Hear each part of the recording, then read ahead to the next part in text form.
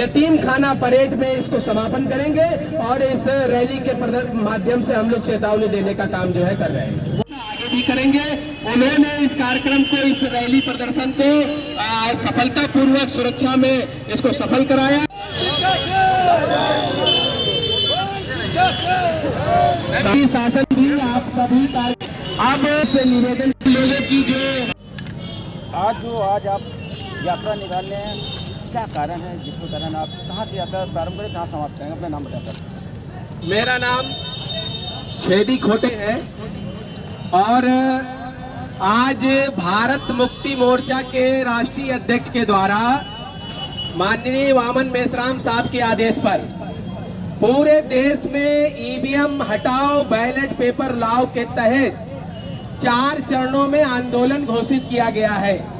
पहला चरण 5 तारीख को ज्ञापन के द्वारा हुआ, दूसरा चरण धरना प्रदर्शन 10 तारीख को हुआ इसी जनवरी में, और तीसरा चरण आज पूरे देश में हजारों की रैलियां पूरे 567 जिलों में भारत मुक्ति मोर्चा के द्वारा हो रही है।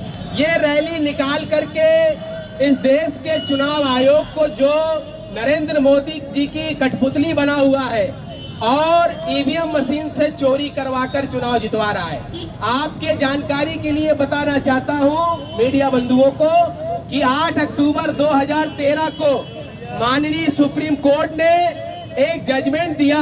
8 अक्टूबर 2013 को पैरा नंबर 2829 उसका केस का नाम है।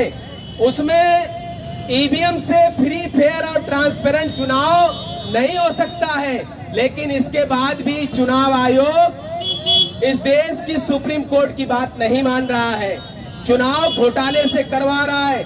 इसलिए हम लोगों का जो है ये प्रदर्शन हो रहा है। हमारा चौथा चरण 5 लाख लोगों के साथ चुनाव आयोग, जो केंद्रीय चुनाव आयोग दिल्ली में बैठा है, उसके कार्यालय को घेरने का काम करेंगे। अगर इसके बाद भी 24 में वो चुनाव ईवीएम से करवाने की कोशिश करेंगे तो फिर ईवीएम उठाकर पटक भी देंगे। वोटों का मामला है, लोकतंत्र और संविधान को बचाने का मामला है, तो 24 में भारत मुक्ति मोर्चा और इसके हजारों और सैकड़ों संगठन जो साथ में इनके साथ है, ईवीएम उठाकर पटक कर तोड़ने का काम करेंगे। ये चुनाव आयोग को इस रैली के माध्यम से चुनौती देने का काम कर रहे हैं, क्योंकि ये बात आप लोग छापो कि नरेंद्र मोदी और योगी और भारतीय जनता की पार्टी की जो सरकार है वो नाजायज सरकार है, ईवीएम में घोटाला करके आई हुई सरकार है। अगर ये बात गलत है तो छेदी खोटे को और हमारे तमाम साथियों को जेल भेजने कि उनके पास ताकत है, उनकी सरकार चल रही है तो जेल भेज सकते हैं, उनकी औकात है तो जेल में डाल के देखे, हम उनको बताएंगे। अगर कोई बोलने वाला आज की तारीख में नहीं है।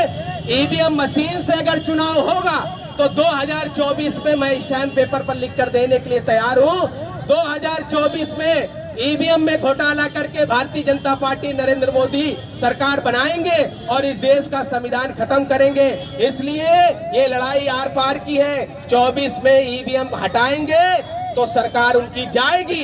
अगर बैलेट आएगा तो भारतीय जनता पार्टी की सरकार नहीं आएगी। ईवीएम से चुनाव होगा तो भारतीय जनता पार्टी की सरकार 200% आएगी। इसलिए ईवीएम के लिए सभी लोगों से अनुरोध है, जनता से, इस देश के वोटरों से, नागरिकों से, कि देश के लोकतंत्र को बचाने के लिए, संविधान को बचाने के लिए और बाबा साहब अम्बेडकर के दिए हुए अधिकार को, संविधान को अगर बचाना है तो प्रत्येक आदमी को बैलेट से चुनाव हो और ईवीएम का विरोध करें। हम लोग सबसे अनुरोध कर रहे हैं, अगर तो इस देश को बचाने के लिए अपना वोट डालने के लिए जाए, ईवीएम उठाए और पटक दें। अगर आपको हमारी वीडियो पसंद आई हो तो लाइक, कमेंट व शेयर करें और ऐसी ही वीडियोस को देखने के लिए हमारे चैनल को सब्सक्राइब कर बेल आइकन को प्रेस करें।